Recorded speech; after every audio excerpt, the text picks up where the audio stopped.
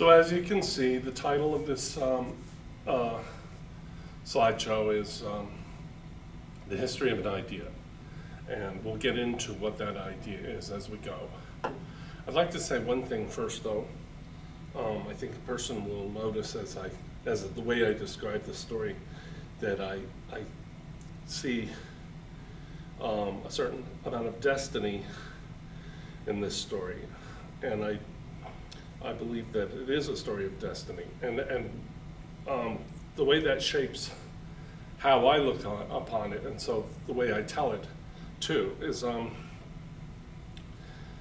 that this isn't the story of the shaping of myself, like in pop psychology, where you're the sum of your experiences.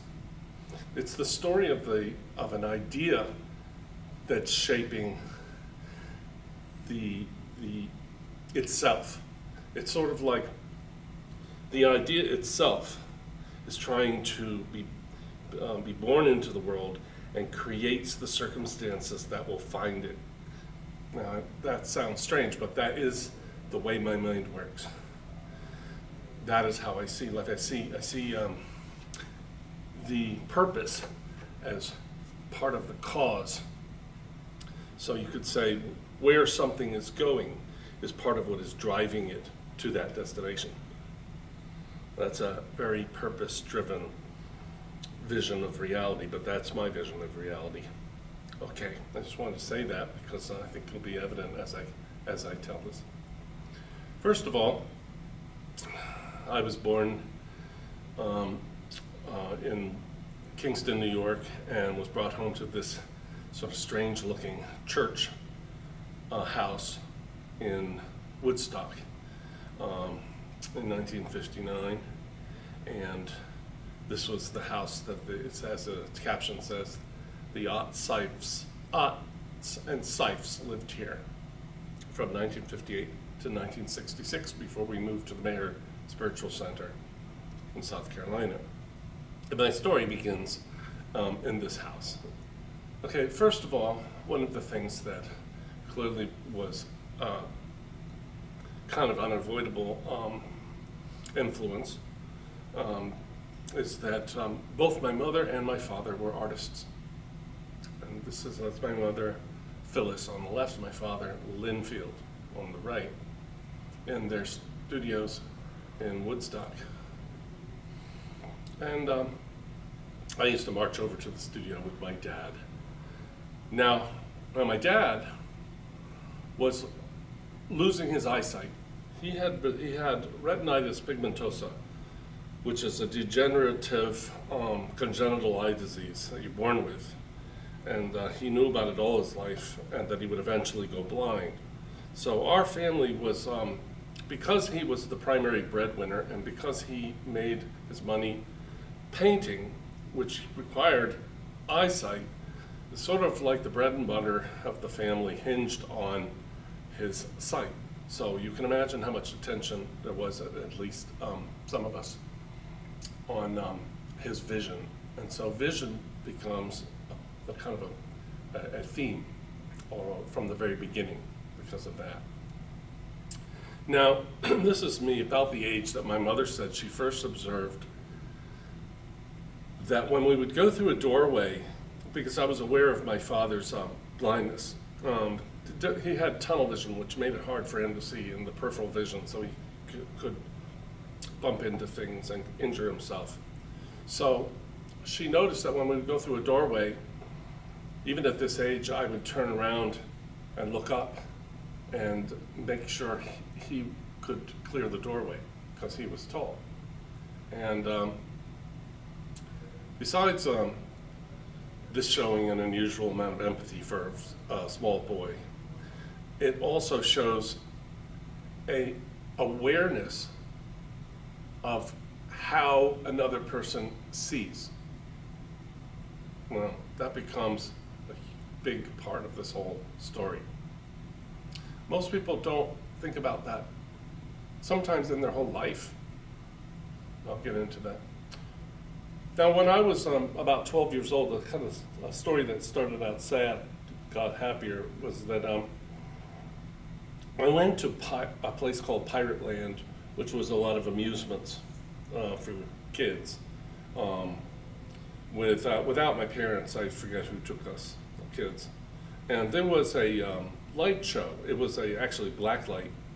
And the people danced in some day glow colors on the stage.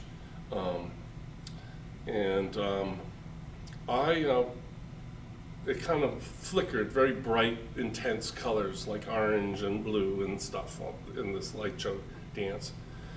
And then while I was sitting there, I thought, wow, this is so clear. It was clear like a cartoon is clearer than a photograph because it just has less information, and it's a caricature of what we see. So I figured it was easier to see.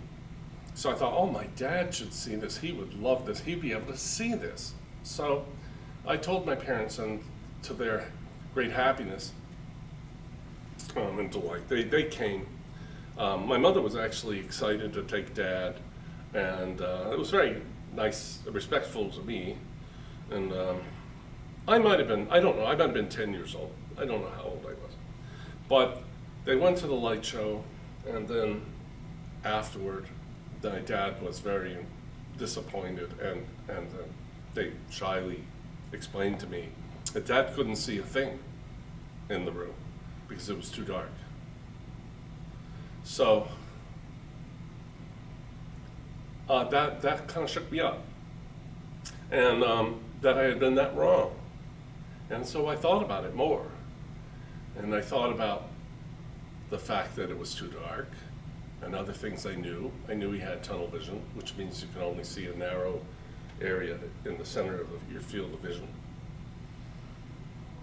And so I got out a pair of sunglasses, and I went into the studio when no one was there, and I painted onto the lenses of these sunglasses. They weren't as dark as these in the picture. They were very light. But I darkened the whole perimeter so that there was a spot in each one that you can see through, small, so to create the illusion of the tunnel vision. And then through putting glaze, I tried to duplicate the sense of things being fuzzy and also that muted the color. So when my parents got home, I showed these to them, and they immediately started experimenting with them at the dinner table, and with my mom posing in front of, we would put them on and we would report what we saw, and that was what my father saw.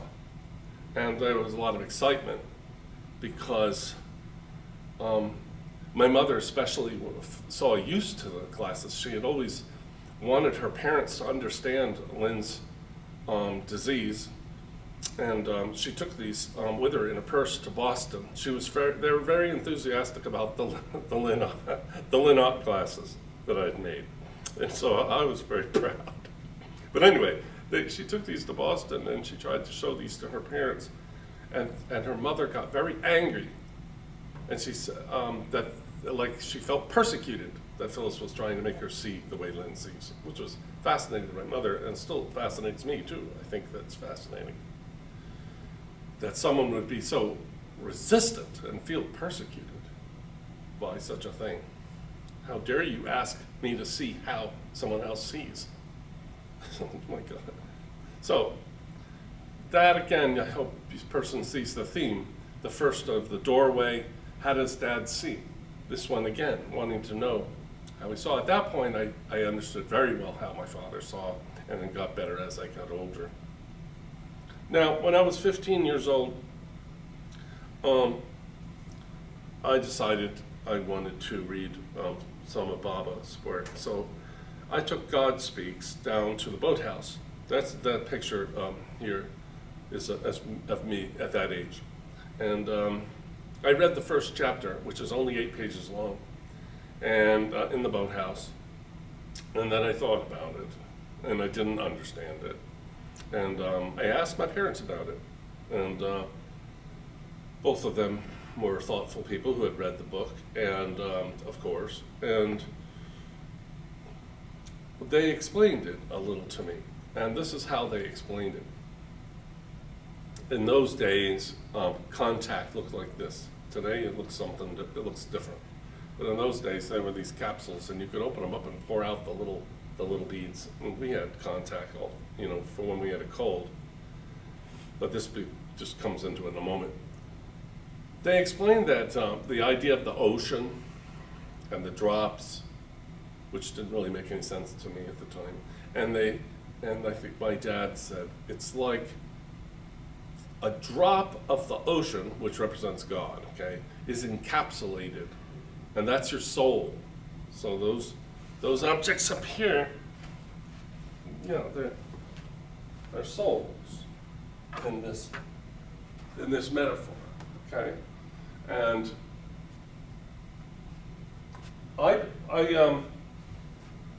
and that he said that what encapsulated them was their sanskaras, their impressions encapsulated them and created the sense of separation. Well, so I thought about this. This is beneath the surface of water. And I thought about this, and in my later thinking about it, I imagined a contact.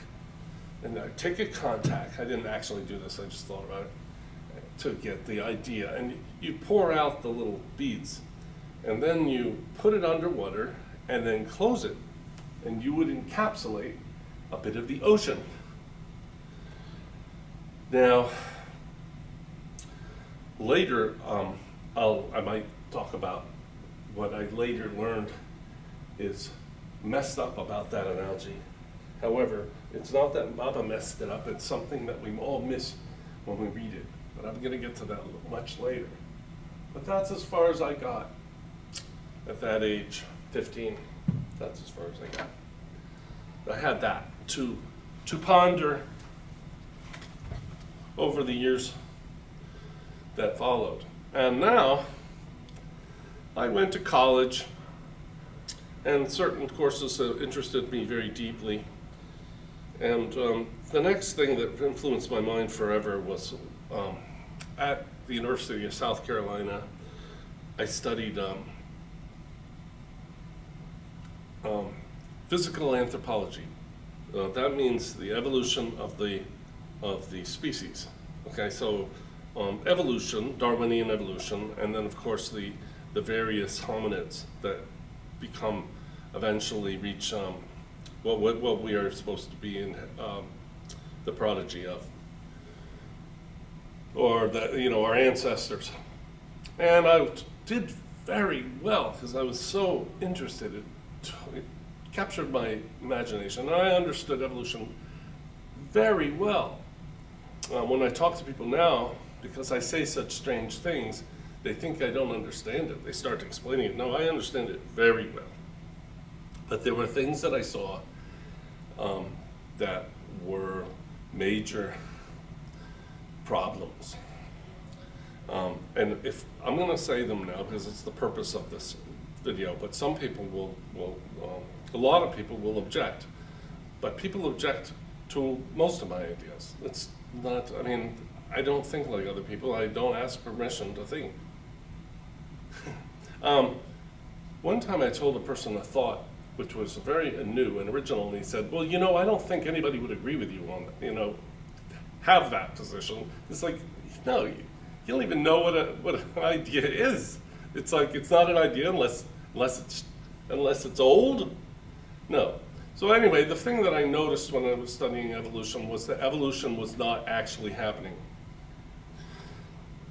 Things in nature that exist now existed millions of years ago, tens of millions of years ago. And that all the species in nature that we study are actually adapted to their environment, including baboons and any animal you can name, okay? They are very well adapted to their environment. There's no failure in adaptation. And I also felt that the understanding, so that was the thing, I felt that evolution is not happening, that evolution must have happened in bursts, And I also, because I understood even just through osmosis a little more of God Speaks by then, I was about, 18 years old. Um, I, I had this idea that evolution is pushed from within. And so, that was another thing. And I had kept these thoughts with me for a long time. A couple of years later, I came upon a Life magazine article. It was published in 1981 or 1982. And on the cover is a pistol, because it's about gun laws. And the article said exactly what I thought, but it was like a renegade thought. The person was saying that actually when Darwin did his experiments, wrote his book and organized his systematized his evolution, they had a very small fossil record because that field of was so new. But today, well, we're talking 1981. At that time, there's a huge fossil record, and the fossil record does not show what Darwin described it should. It does not show all these different in-betweens and all sort of like that. Instead, it shows like there are whole warehouses and museums containing multi-million, 10 million years old rhinoceros bones. Like nothing happened to rhinoceroses. And if you look at it like this, you'll see that it's true. You look at a dragonfly 100 million years ago. The only difference is its size, which is not, that's very important that it's its size. See, when we talk about a species in Baba, okay, we mean a form. And a form, you can look it up, it's an etymology, means a shape. The shape is the same. So whether an alligator, a billion years ago was larger, it's still exactly the same form. So that's important. So now,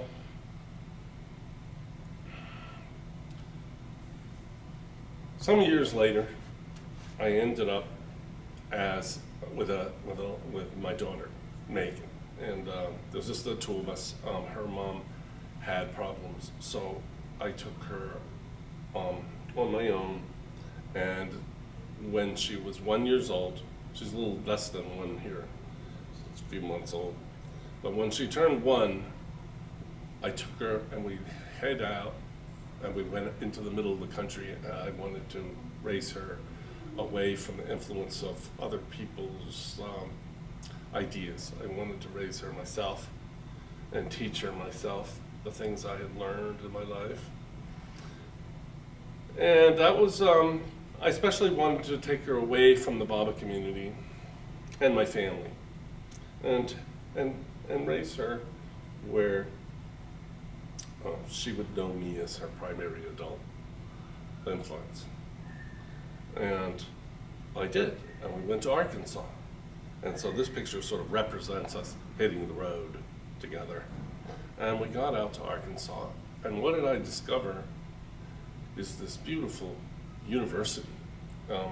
It's the main campus of the University of Arkansas, known for their Razorbacks. It's the first home of Bill and Hillary Clinton.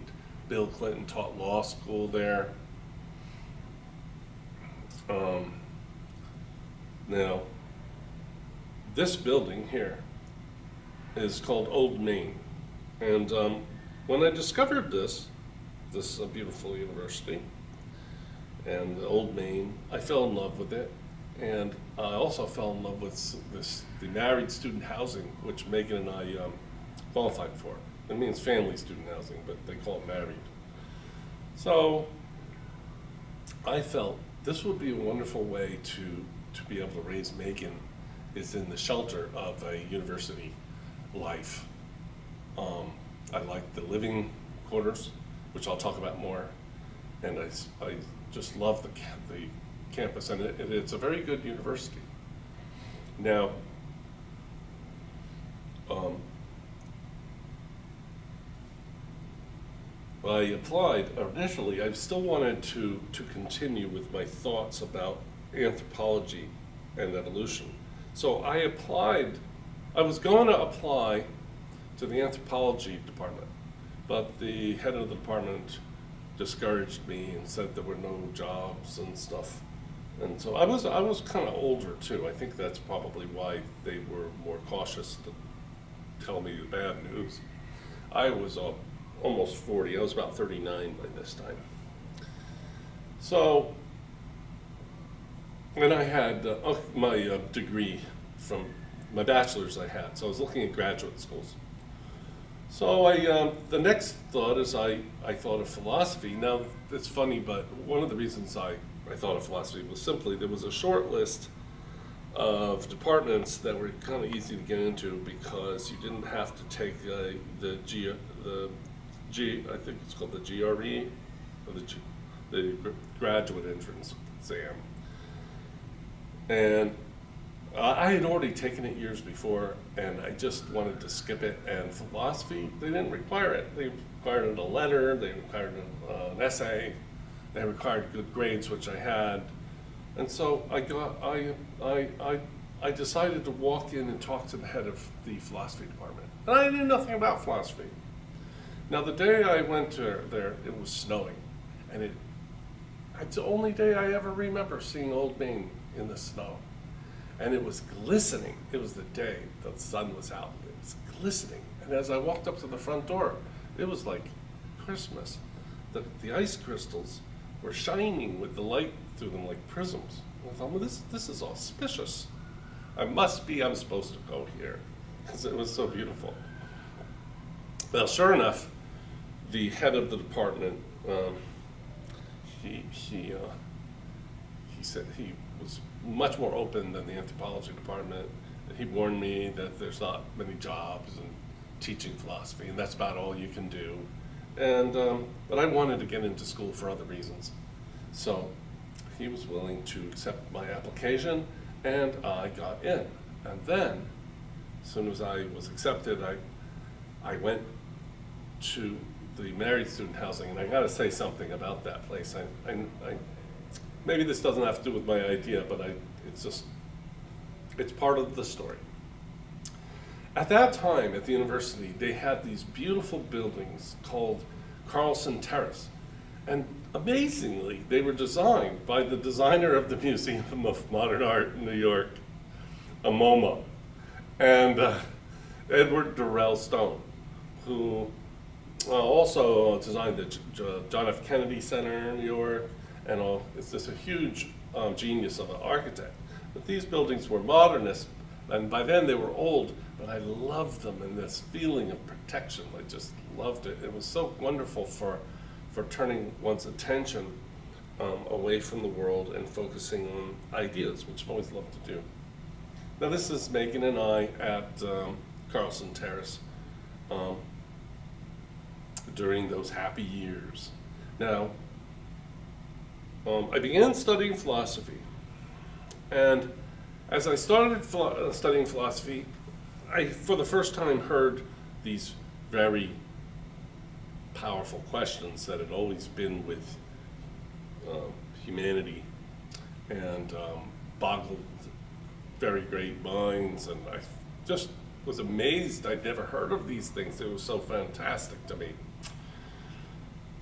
But I have to admit that I started having, once I started being just exposed to these questions, I started to have a kind of experience, but not a hallucination or something, but a theme kept pressing on my thoughts,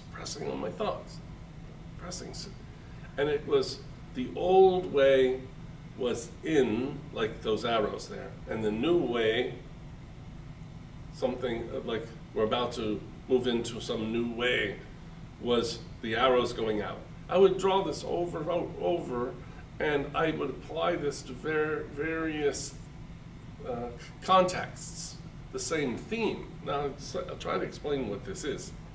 And I would say there's a new way of looking at things, which is inside out of the old way. Now, the terrible thing about saying that is you sound crazy. You do. And I don't talk like that anymore.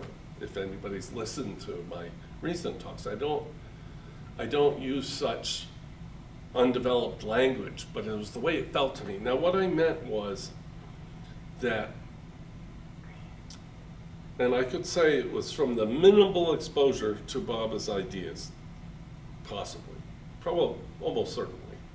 But the idea was that the world is not coming at us like it feels to our senses, like sound coming to your ears and into your brain and stuff like that. Although physically that's true. Metaphysically, in some sense that I couldn't articulate, it was the reverse. That things were coming out of you. Now it's very, very important to make a distinction here, because if you think the world is emanating from yourself in the sense of your own ego, that's called solipsism. And it's not a condition that people are diagnosed with, but it's like a theoretical condition. It's a philosophical, it's like zombieism. It's a philosophical concept that of a way you could be looking at the world that nobody really has, but it would be crazy. And that would be that the whole world is in your head. And so the people that you're talking to are in your head. The earth is in your head. Anybody you meet is in your head. This is sort of like you yourself are God and the whole world is just in your imagination. That's called solipsism. It's also called subjectivism. One person in history was accused of having this, but didn't actually. But his name was George Berkeley, for whom the city of Berkeley in California is named after.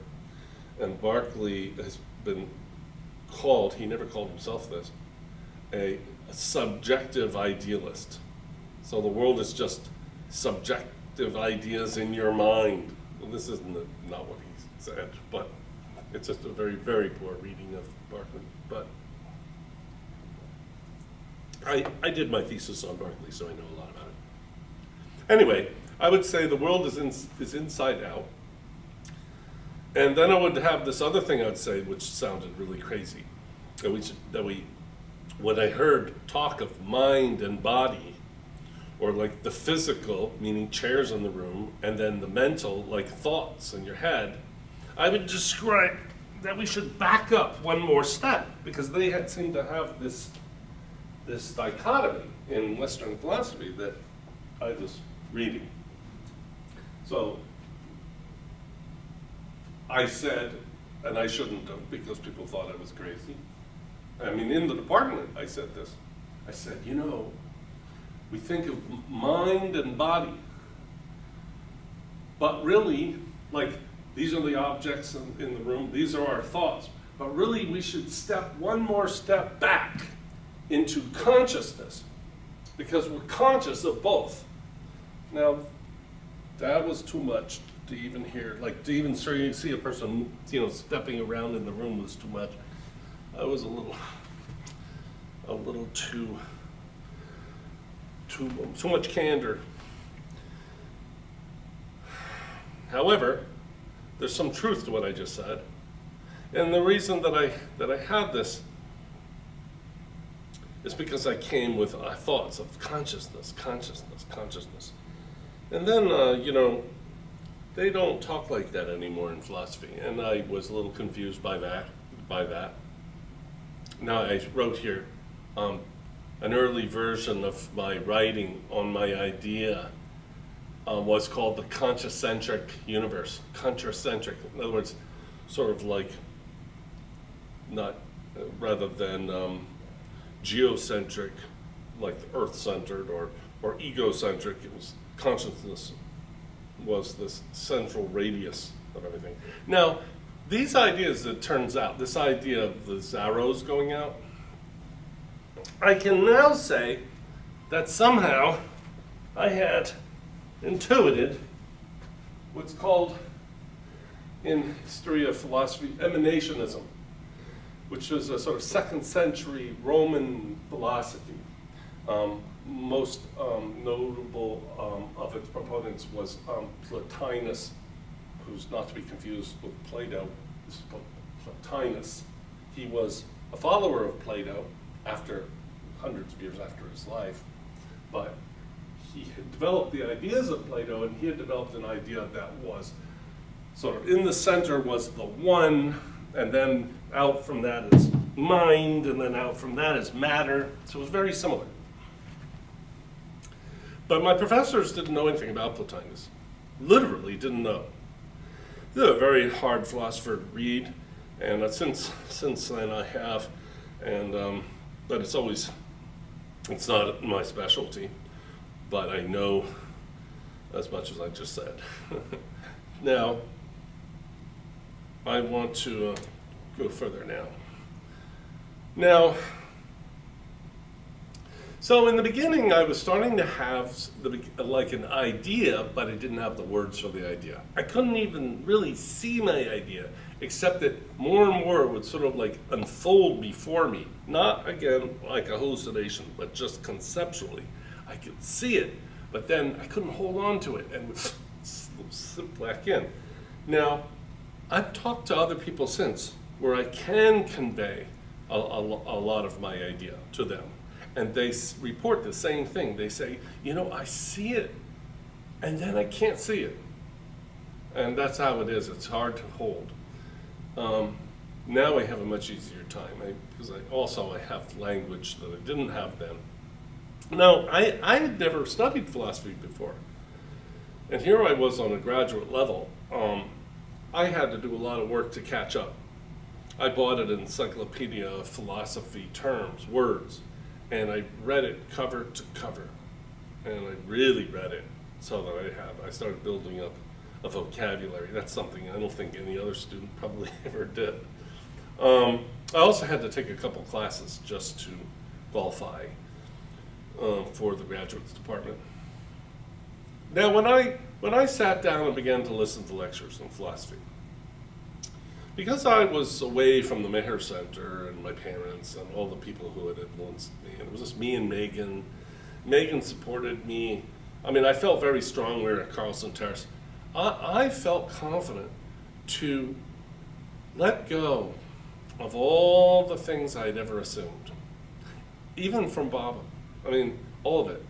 They pointed out that, like, one guy said, "What is consciousness?" Like in an accusational way.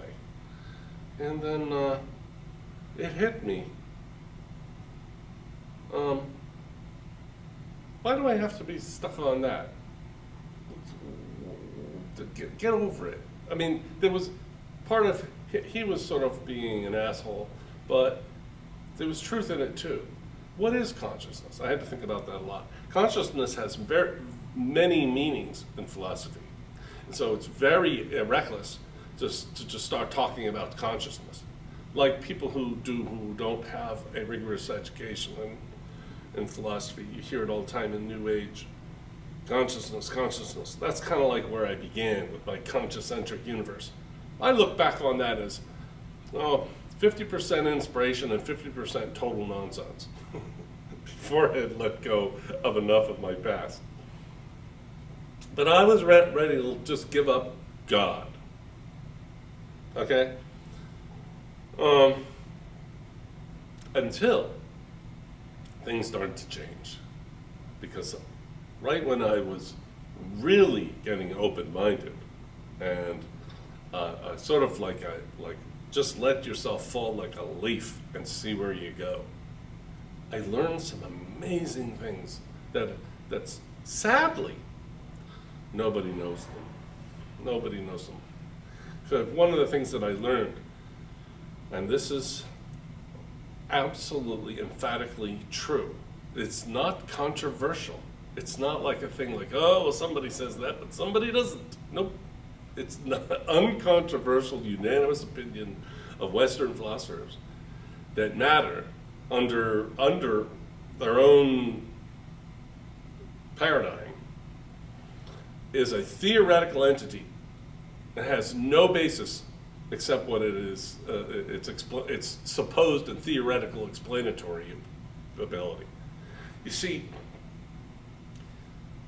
supposedly information, like in the form of vibrations, come into your ears and come into your eyes and stuff, but you sense those vibrations as sounds and colors, all right? You don't sense the matter. You're sensing some kind of effect of what they, in their thinking, an effect of electrical states in the brain. You're definitely not experiencing the material world. You're experiencing some kind of brain-created representation of it. You have no idea what the cause looks like, smells like, tastes like, because those words don't even apply to it. We don't even have language to describe reality. We only have the language to describe our percepts, our experience. Okay? Percept. If a percipient is that which perceives, the perception is that which he does. The percept is that which he perceives, the object. Okay? Now, so all we have is our brain-created percepts. So in materialism, the world is all in your head. Your world, the world you experience, this is very different than what naive scientists think. They think that they're studying the world through observation. I'm going to get into that more as we go on. Now, so the very accusation that atheists make about God, this exact identical argument is waiting to be made against the atheist. But people don't know enough to do that. And the philosophers aren't going to tell them because they want to be atheists. But if the argument against God is that you can't perceive him and he's just some theoretical cause that doesn't really explain what it's supposed to explain, because it's so, it's just, the same exact thing can be said of matter, because it's just theoretical. And how it explains your experience, no one has been able to answer. If you have to rewind what I just said and listen to it again, do, because it's very profound. The mind-body problem is in part, not just that we only perceive our own brain states and not the world, but that we have no idea how this theoretical material world could create those brain states. They can talk about electricity and chemicals moving around in your brain and even point to them, but how that makes experience, conscious experience, they have no answer to it. So it's just as empty epistemologically, as far as how we know, it's just as uncertain as theism. Materialism, theism are on the same ground, none at all. They're both sort of like hanging loosely on some words. They don't really have any real explanatory power. Now, this made me, if you look at the bottom there, begin to become very skeptical about the world, about what we can know, about everything, and to even become nearly a relativist.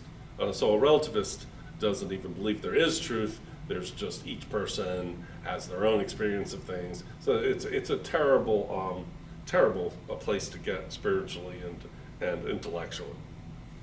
So I was in a bad place for a while, but I pulled myself out. I had some good teachers. Now, what started pulling? Now I wrote here, Hansen and Kant opened my eyes.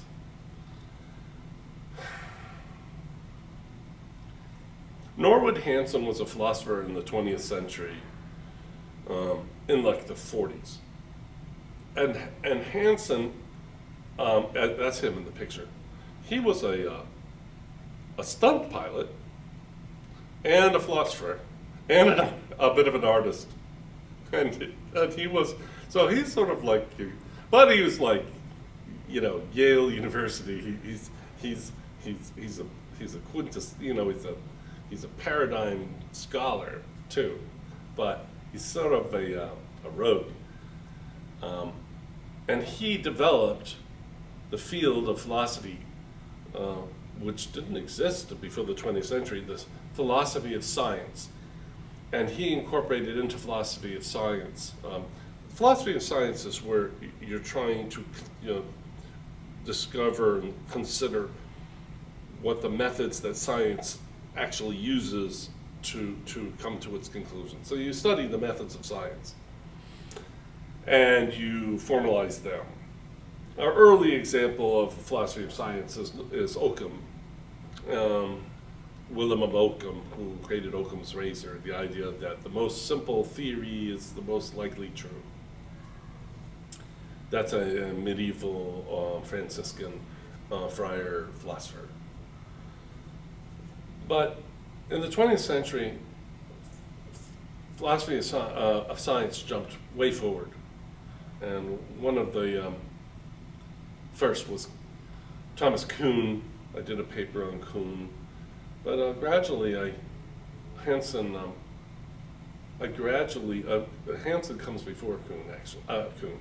But Kuhn's even more important. And Kuhn, did I say Hansen? Sorry. Hansen is the most important, I think. Now I'm going to talk about what he said. These drawings, anybody who's listened to me give talks about my philosophy will notice these drawings. These drawings are from Hansen's book.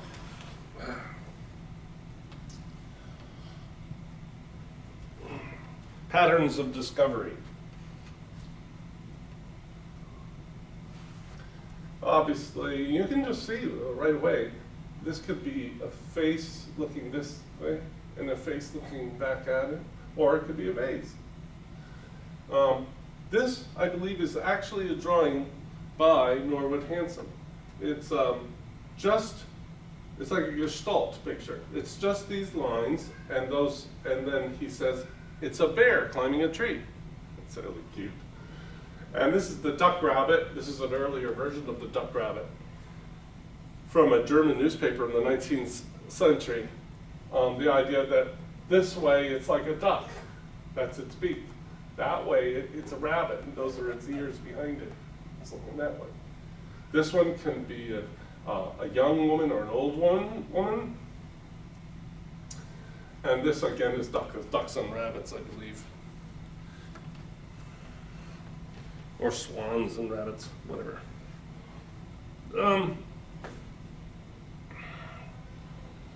Now, what Hansen was getting at was that there's a naive view in science. It's called scientific realism, that doesn't take into account. That's Hansen's airplane. He flew over the San Francisco Bridge on it in a stunt, the Golden Gate. I really like him. He's one of my two or three favorites. Hansen was a pioneer in advancing the argument that observation is theory-laden. Okay? That observation language and theory language are deeply interwoven, and that the historical and contemporary comprehension are similarly deeply interwoven. His single most central intellectual concern was the comprehension and development of a logic of discovery. Okay? In his most famous book, Patterns of Discovery, 1958, the year before I was born, he argues that what we see and perceive is not what our senses receive, but is instead filtered sensory information, where the filter is our existing preconceptions. This is exactly where I took off from. A concept later called a thematic framework, okay?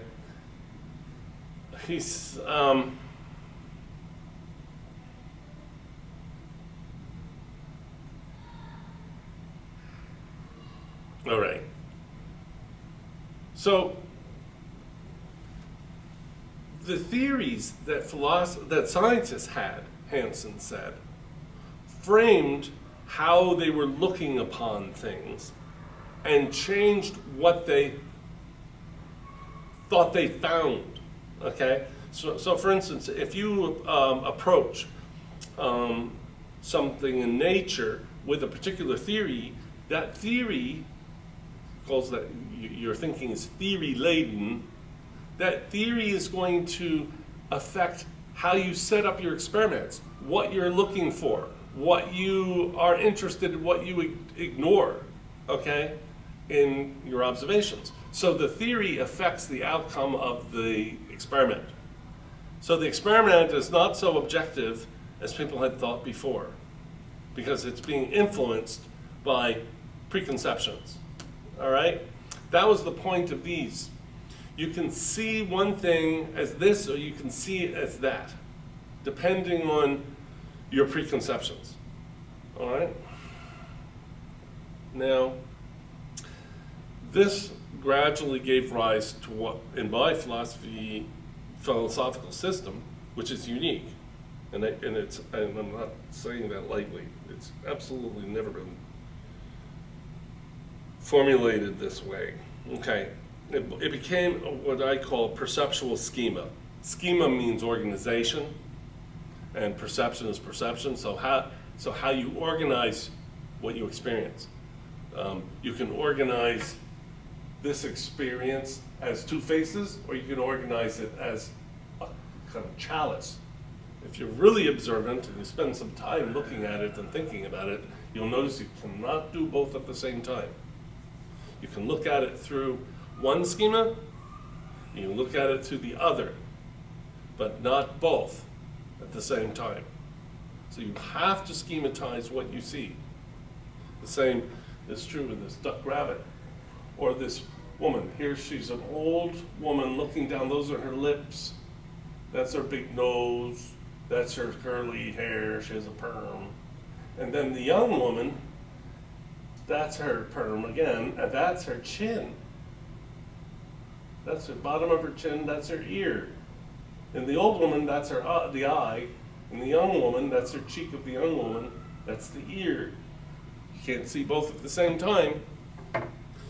Something's happening. You're schematizing it. That's what's happening. You are looking at it through this schema, and then you go, oh, now he wants me to look through it through that schema.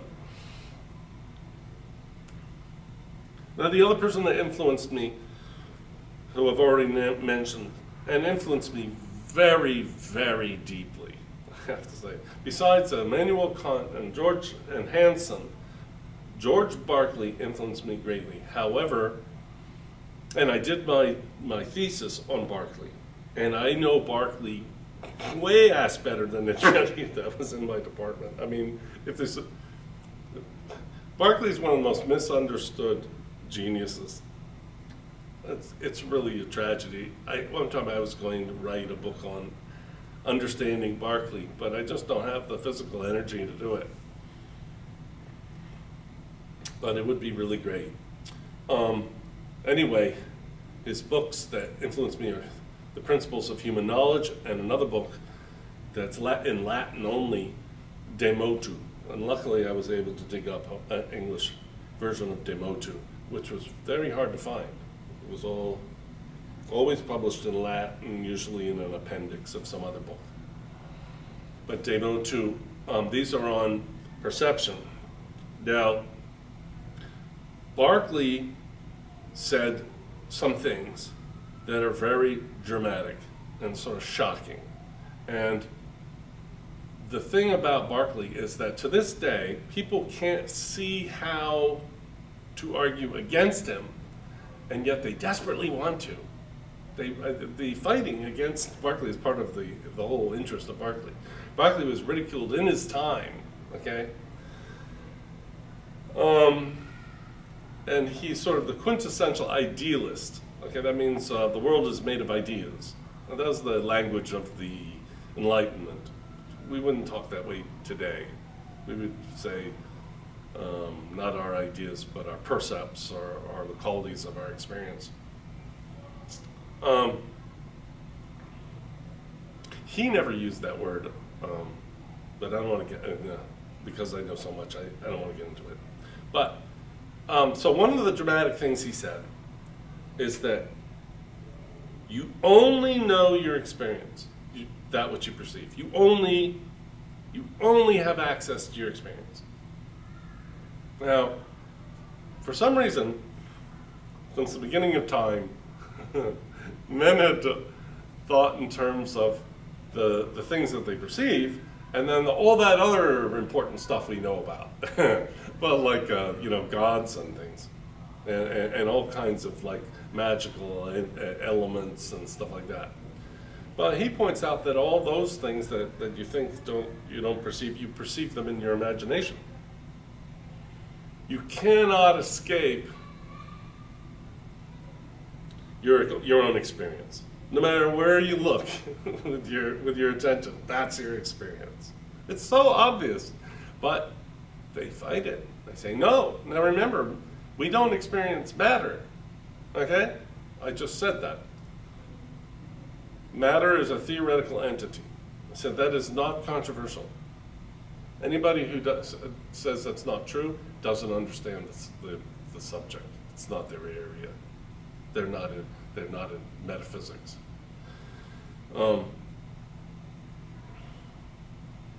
So he said, abandon it. What do you need it for? Create a system in terms of experience. The world is the experience of the world. This is now much more common since Berkeley, and it's usually called phenomenalism, which is a broad term, which means phenomenon means that which you experience. The phenomenon. Some people think of a phenomenon as some strange thing that happened. Well, that's the colloquial use, but it's misuse. The original word means that which is perceived. Anything you experience is phenomenal. Now, so Berkeley called himself an immaterialist. He didn't believe in matter. This has made people so mad, they're still mad. So they call him a solipsist, which is, or a subjective idealist, which he's the only member of this category. You look it up on Wikipedia. You look up subjective idealism and it'll say, like Berkeley, but it won't name anybody else because it was invented just to ridicule him. So a subjective idealist is a person who thinks the whole world is in his head. But Berkeley was really smart. He wasn't like a moron. So anyway, de motu, he annihilates the concept of powers, okay, which today you might be called energy. There's so much talk about energy. If the new age is just riddled with energy. Energy, the whole world is fundamentally energy. Show me some energy. You can't. You can't. You can show me some things moving and claim it's because of some energy, but I can't see the energy. It's just like the thing of matter. So, deny that too. Another invisible thing that's not really doing anything for you. Now this is shocking because this is a different way of approaching the universe than most of us are used to. I mean, most people think, a genius is somebody who discovered something new, came up with another thing, or broke one thing into two. So everything's always getting sort of mushrooming like this, bigger and bigger and bigger and more and more and more. This is the sense in which Meher Baba said philosophy is a simple thing made complicated, because they're always trying to add some more stuff. But Berkeley, he's doing the opposite. Now this really interested me because of my consciocentrism thought, okay, which I had before I even knew about Berkeley.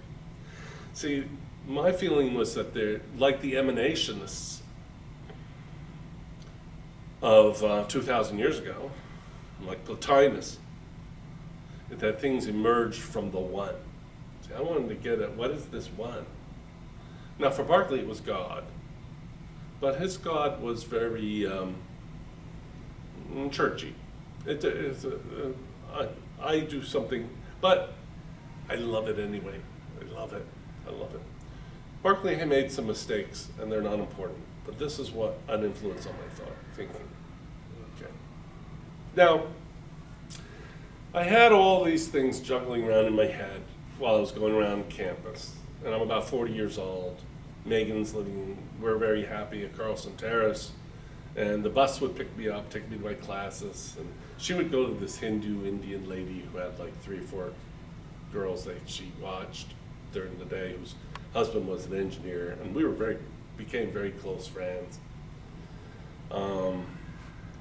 Me and the parents of the other girls that were Megan's friends, and Shell, her teacher. And so one day I was getting on a bus. This is the campus bus. If you observe it, you'll see the Razorback. Okay, so one day I walked down to the bus stop from my Carlson Terrace, and I walked up to the bus, and its door was open. And I stepped onto the bus, and he closed the door right behind me. And there was no one else on the bus. And this very nice bus driver was there. And he said, "Boy, you're on time." And I said, "Oh, wow, that's great." And he said, "No, you're really on time." He said, "This watch I have is linked to the atomic clock in Colorado, and you walked in on the second when this bus is supposed to leave." I thought that's really interesting. Well, I throw this in because something was going to happen on that bus. And I put these together and I said the time was right. Okay, so that's just some fun. But one day, shortly after that, funny episode, I used to carry around a notebook because I would get ideas all the time. And, I was thinking. And I had this little red book with me. It was empty. I bought it in the campus bookstore. And had a velvet cover. And I don't know what happened. Looking out the window as we were riding along, boom, the whole idea came in my head. The whole thing, everything, my idea, the whole thing. And I began writing on the first page. This is March 5th, 2000. I began writing on the first page, and I kept going, both sides, all the way to the end. On that one bus ride, it's been a long bus ride, and I concluded, and I wrote 3/15/2000. That's the idea. I kept it. So it's been I've been 20 years. It's now December 2019. And it's still my idea. Now let me read what it says. I fear that it'll sound odd, but I think that's natural. I hadn't figured out how to say this, but I saw it. I saw it. So you see something, and then it takes many words. Okay, and when I say I saw it, meaning I understood and apprehended it, I didn't have a vision. Okay. I know, page 1, I no longer believe in invisible forces, invisible objects, or emanations. By invisible, I mean unperceived. But neither do I believe in visible things. But I do believe they are perceived. I believe in perception itself. What I think can be said truthfully is that that which is perceived is perceived. There is no truth outside of perception. Today I would a little bit change that to there is no object outside of perception. So when people talk of being real, this is confused idea. To be real, one would have to be perception itself. Okay. I won't read them more. I'll go back in my treasure box. There's the idea. There's perception itself. And then you account for the existence of the perceived world in all its complexity, including ourselves in it, our bodies, our thoughts, everything, in terms of an evolution of perception itself.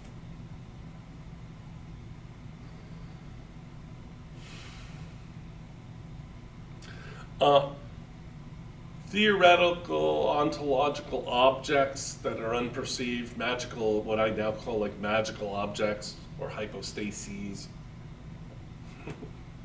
These imagined things that are supposed to make, like, cause everything. They're not real. Instead, we replace those objects with a evolution, with a process, and the process is of perception itself. Now, this idea of explaining the universe as a story or a process or an evolution is the name of two scripts by Baba, at least two. I think they used it over and over when Baba in the 1930s was working on a movie. The title was always How It All Happened. How it happened. How it all happened. See the difference? In God Speaks, Baba describes one of the main chapters of the book, the evolution of consciousness. Baba once said, it's always good to keep in mind that the evolution is an evolution of consciousness, and that the beginning is a beginning in consciousness. And if there ever is going to be an end, it'll be an end in consciousness. Okay. Now, I read those things after I had this idea. Long after I had this idea, I turned to Baba's books and read them cover to cover. All right. But once I did that, I realized, my God, we've been misunderstanding Baba all these years. Because we've been thinking inside out. All right. After writing that little book, I sat down because I had my classes, but when you're in graduate school, there's a lot of time. And I had the summer. And I did paint, though. But I wrote. And I wrote for hours a day, and I wrote for about a year, developing this idea. And these notes are bound in a book called, which I call Notes on Philosophy. And it has a dedication to my daughter and the flyleaf. This is Notes on Philosophy. And yeah, so it's double columned, very small font, so it's the equivalent of 1,200 pages in about 400. Because I put about 4 pages on a page. And to save, and this was only a portion of my notes, but it was a portion that I felt like was representative enough of that period in case my daughter ever wants to have a record of that. Now, shortly after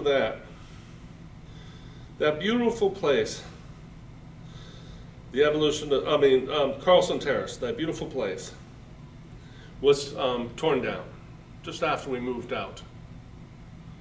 Now, I think that's amazing. See, it was torn down. It's as if it had waited from the 50s or the 40s for us to live there. And now it's gone. Now, after that, I had a girl, that's my girlfriend of the time, Allison. And you can't tell, but because I look happy and I got everybody in the world. I got lots of love. But you see in the bottom there a painting. Well, my back finally gave out from work. I was under a lot of stress, and my back went out. And on the right, I'm in a lot of pain. I'm in a lot of pain on that couch. I'm in a lot of pain in that picture. And that's why Megan is hugging me, because I smiled. She got me to smile. But I was in a lot of pain for a long time, for 2 years. And during that time, I had to go on disability. But because of that, and my girlfriend left me, because what was I good for? So Megan and I moved into a place called Carl Myers Apartments. Very cheap, on the cheap side of town. And there I recovered from my back as best I could. And I couldn't work, so I grew my hair out. And then I had so much time to think calmly for the first time. Here I am in my 40s. And I have this time to think. Megan took that picture at Carl Myers Apartments. And then I wrote my book, my little book, The Evolution of Perception and the Cosmology of Substance. And as Megan took that, that's her bedroom, her posters. So there's the book. And I'm gonna read the back of it, even though it's a little long. This was my view at that time. This is 2004. Long ago, before he had the complicated metaphysical theories that he has today, man had his experience to explain. Over time, he invented theoretical entities to explain his experience. He invented gods, the logos, forms, matter, monads, noumenon, mind, spirit, the ether, space-time, superstrings, dimensions, etc. Gradually, these invented things became the things which required explaining. Great arguments were generated to explain them, to prove the existence of the entities he had invented to explain experience.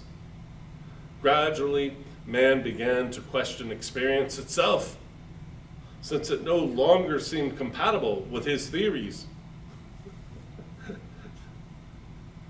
Experience, that event which had once been beyond dispute and the starting point of man's inquiry, was now the theoretical entity.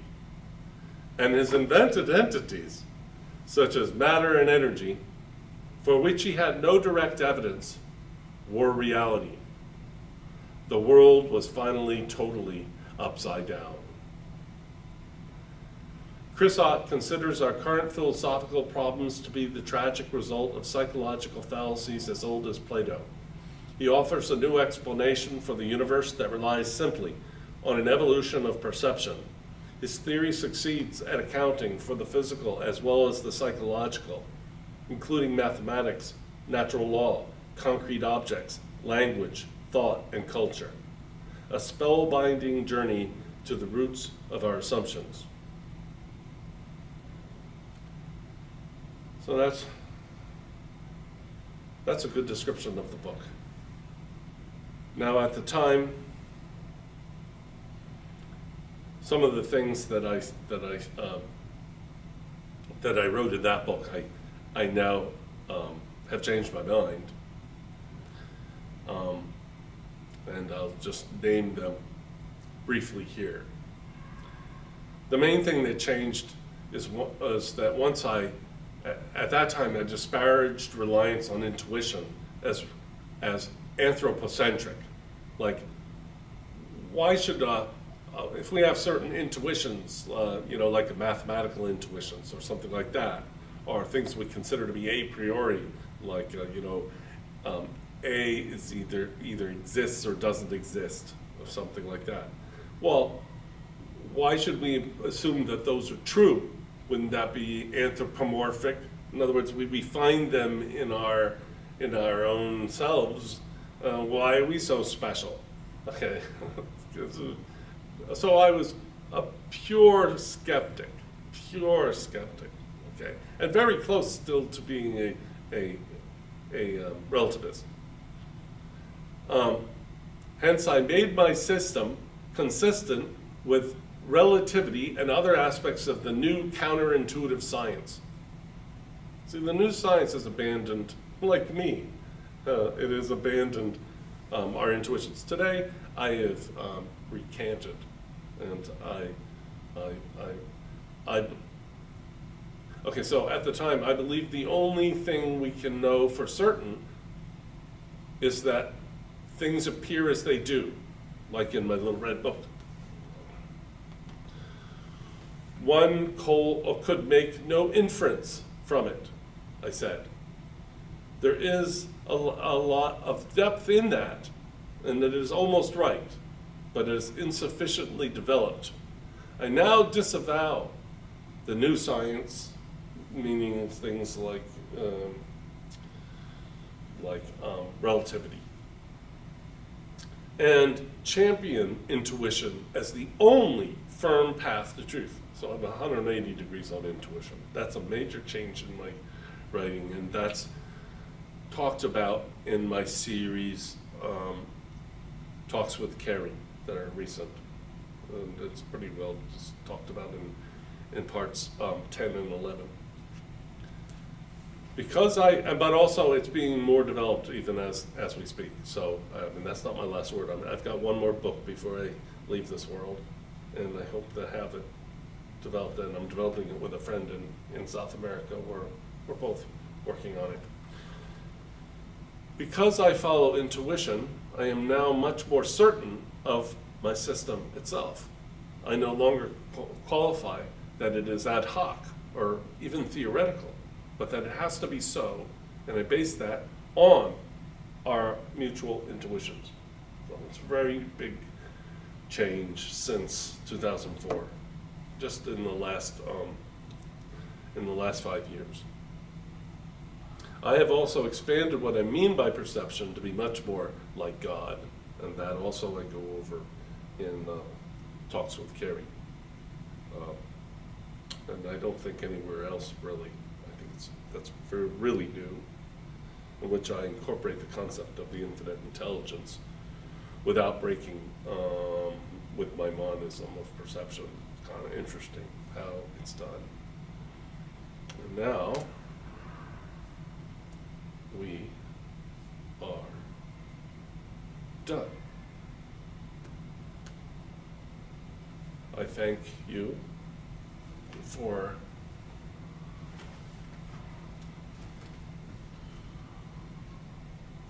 watching, and I hope this was at least a little bit enjoyable, and maybe I'll add another piece to this at a later time. Take care, have a wonderful day.